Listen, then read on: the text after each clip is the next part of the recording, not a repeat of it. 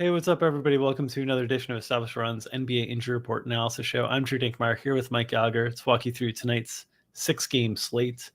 New week ahead, 3 weeks left in the regular season. A new week for underdog best ball contests that, Mike, I am no longer a part of. I have been eliminated. I've been kicked off the island. I've been voted off. 0 for 13 teams advancing into the finals. So you will not be able to play the drinking games at home about me being disappointed about best ball. It'll just be Mike and Claff and all these big winners. Mike, how are you on this fine Monday? Doing good. Shout out to Markel Fultz. Got me through. I got 2 of 10 through on mine. So yeah, hopefully Claff was the big winner last year. Maybe Claff can get it again. But I'd love to be the best ball king. But two shots at it sounds like That's sounds awesome. like a plan. I'm pretty pumped for it. Yeah, that's awesome. All right. I will begrudgingly shift our attention to the injury report today. A lot of questionable tags to get through. Let's start with Chicago. Alex Caruso and Javonte Green, both questionable here. It's been a while since we've seen Javonte Green in a Bulls uniform. Any thoughts here on their availability for their first of 2 games this week against Philadelphia? Yeah, so aggravation on Caruso's foot. He's been dealing with this a couple times.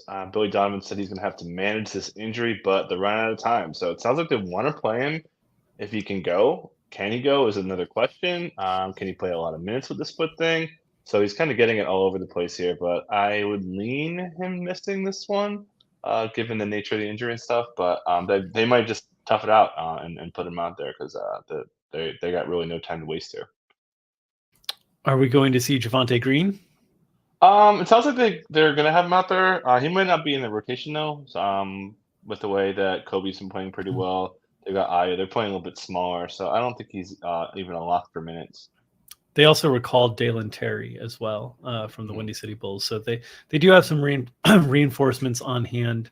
What does the absence of Caruso look like to the starting lineup in the rotation?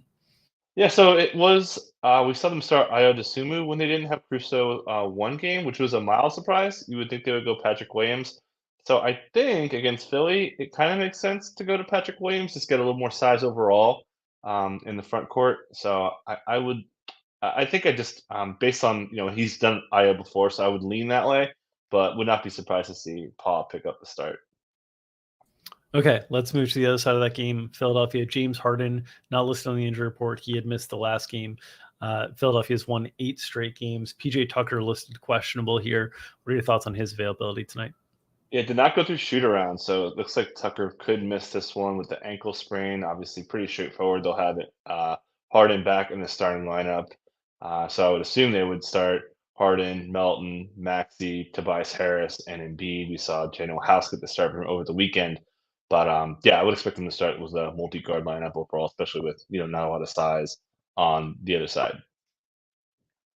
All right, let's move to Indy, where they have a number of questionable tags. Tyrese Halliburton, not one of them. He's listed out. But Chris Duarte, Benedict Mathurin, Isaiah Jackson, all listed questionable tonight. Any read here on the Pacers? Rick Carlisle said he'll have a quote conversation about these guys playing, so we don't have too much information there. It sounds like Duarte's closer, but don't have a great read overall. We should get this information eventually at some point. The first game of the day, so we'll know that.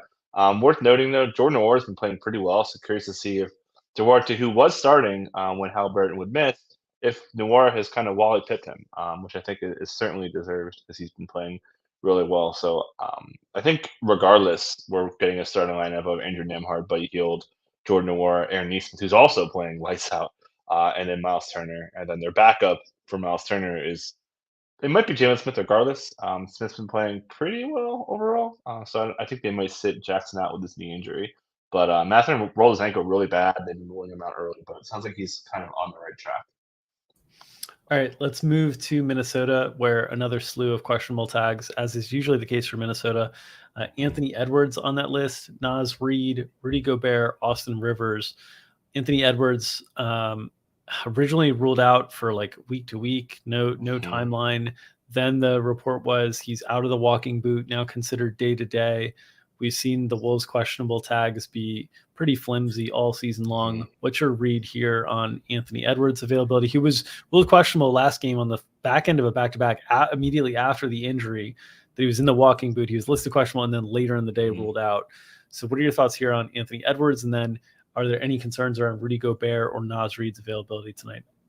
I mean, Rudy and Naz should be good. We've seen this Q tag on Gobert for weeks now, really, it seems like. So he should be good. Yeah, Anthony Edwards, you outlined all the information there.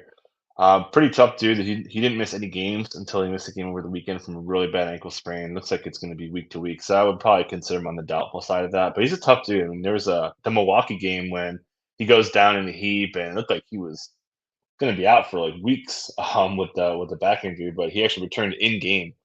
So pretty tough guy. Wouldn't be shocked to see him out there despite all the ominous reporting following the ankle sprain over the weekend. Dallas, Luka questionable, as is Kyrie, as is Tim Hardaway Jr., as is Markieff Morris. A lot of questionable tags for Dallas. Any insight into whether we'll see some of the big stars back for Dallas? Yeah, Tim McMahon of ESPN had mentioned there's not much optimism on Luka, which is surprising. We saw him late last week go through practice. Seemed like he may have a chance to play. Obviously, everyone loves to return against the Lakers, but yeah, sounds like Tim McMahon follows the team pretty closely, so I would trust him there, thinking that Luka sits. Obviously, Tim Hardaway Jr. midday Q tag for illness is quite ominous. So expecting a starting lineup of Kyrie, Josh Green, Bullock, Maxi Kleber should stick in the starting lineup, and Dwight Powell overall, which this is also really good news for Christian Wood, who's been playing a little bit of 4 and 5. So he's could benefit here in a matchup that's pretty bad against Memphis. Actually, that could change depending on how Jaren Jackson's feeling. But yeah, no Luka could open up some things overall here. Yeah, and as you noted, Christian Wood up to 34 minutes last game. The minutes have been on the rise of late. It seems like he's back in favor. This was a game that they had Kleber, they had Dwight Powell available, so they had bigs, and he still got all that playing time. So it seems like things are trending back in the right direction for Christian Wood after being out of favor for quite some time. Let's move to Memphis. You mentioned Jaren Jackson Jr. He is listed as questionable tonight. Any read on his availability? No, don't get much from the Grizzlies, but calf soreness, that's a concerning injury for him. So probably going to be game time, not a back-to-back. Yeah, don't have much besides that. Obviously, if he doesn't start, it would be Santi Aldama getting the start. David Roddy playing a little bit more 4, opening up some minutes for Luke Kennard, John Conchar. But yeah, and you're playing smaller, so more minutes for Bane. Maybe Tyus Jones could get 32, 34 minutes. Jalen Brooks has to stay for stealing. So, yeah, really big trickle-down effect if Jaren Jackson can't go. And John Morant listed on the injury report without return to competition reconditioning. What is the timeline, or what is your expectation on when we'll see John Morant back in uniform? Yeah, pretty unclear. It sounds like he's, obviously not going to play today, but maybe the next one, maybe the one after that. It's hard to kind of gather this information, but sounds like he should be back this week for someone who has Tyus Jones in one of my best ball teams. Take your time, Ja. Let's Tyus cook a little bit. You can see Memphis got the win last time out over Golden State. Golden State has a questionable tag for Kevon Looney, who did play both ends of that back-to-back last set. Questionable tonight for a game against the Rockets. Any indication on his availability tonight? Yeah, he's been listed with his back injury for a little bit. He's been playing through it. So I would lean him playing, but definitely could miss. Yeah, pretty straightforward. If he doesn't play, I think they would go with Kuminga here. Kuminga's been playing pretty well overall, coming off a really strong performance against the Grizzlies with 24 points. Yeah, I think he would get the start and probably have a pretty decent leash here with Steph, Clay, Dante DiVincenzo, and Draymond. Yeah, JaMychal Green would also probably have a more solidified role there as well. And then Anthony Lamb, of course, who they gave the contract in off two-way, is now able to play as much as they'd like. Okay, Sacramento, Kevin Huerter, and Trey Lyles, both questionable. Huerter missed last game, was seen getting shots up at Georgetown by the Beats yesterday. Any read on Kevin Huerter's availability tonight? No, not yet. Sounds like he's going to probably be game time or something like that. Obviously, if he doesn't play. We saw Kessler Edwards get the start, but it was really Terrence Davis who kind of carried the heavy burden there. We'd probably expect Davis to get the start out of the gate and not get cute. Especially with Laurie out, you certainly don't need the on-ball defense quite as much there. So I would expect a starting lineup of Fox, Keegan, Terrence Davis, Sabonis, and Harrison Barnes. Didn't get too much Monk, but I think Monk could definitely have a ceiling if he's cooking here. You mentioned Utah. Larry Markkinen was ruled out. Still no Jordan Clarkson. Still no Colin Sexton. So they're getting pretty shorthanded here. Mhm. What do things look like for Utah tonight? Yeah, Simone Fontecchio will get the start with Taylor Horton-Tucker, who's been really aggressive lately with driving. Obviously, Ochai Akbaji. I mentioned Simone Fontecchio. Kelly Olynyk and Walker Kessler, who's been really good lately. His offense has been better. Their defense, their rim. We talked a lot about this for the first half of the season with Utah being a rim funnel. Their rim defense has been really good. 8 of their last 9 games have had like top percentile rim defense. So definitely a paradigm shift, as Chris Lapidus would say. But Agbaji also picked up a pretty big role. Pretty good matchup for De'Aaron Fox on the other side too. So yeah, really good game environment overall for the late night hammer. And then the Rockets on the second night of a back-to-back here, the only team on the second night of a back-to-back here today. Anything to monitor or pay attention to for when the Rockets file later on? Yeah, Jayshawn Tate's going to pop up on the injury report. Hasn't played back-to-backs. Did recall Ty Washington, so kind of tipping their hand a little bit there. We'll probably get that in 20 minutes. Big minutes from their guys. 40s are in play with Kevin Porter Jr., Jalen Green, Jabari. Rockets are playing pretty well. Surprised to see this be a 10-point spread with the Road Warriors and all. I couldn't quite bet it with the Warriors and Rockets on a back-to-back, but Rockets are playing. And all the cellar dwellers are playing better. Rockets are playing better. Spurs are playing better.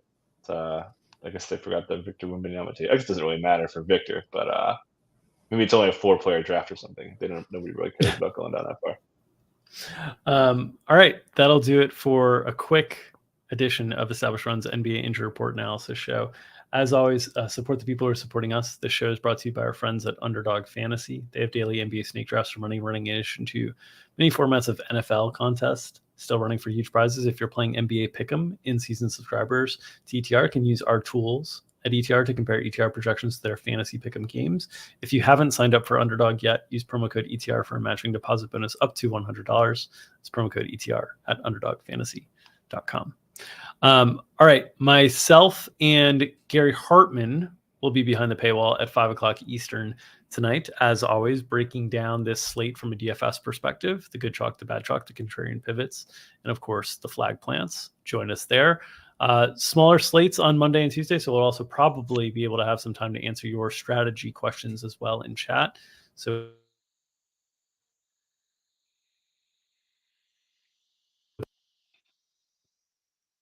subscribe to this YouTube channel, get notifications whenever we go live, and of course smash that like button and help feed that algorithm. You feed the algorithm, it helps feed our families. We keep feeding you the injury analysis information you need to make your DFS lineups, your prop bets, your spread bets. So make sure to feed that algorithm. Nom nom nom nom nom nom nom nom. We'll see you tomorrow.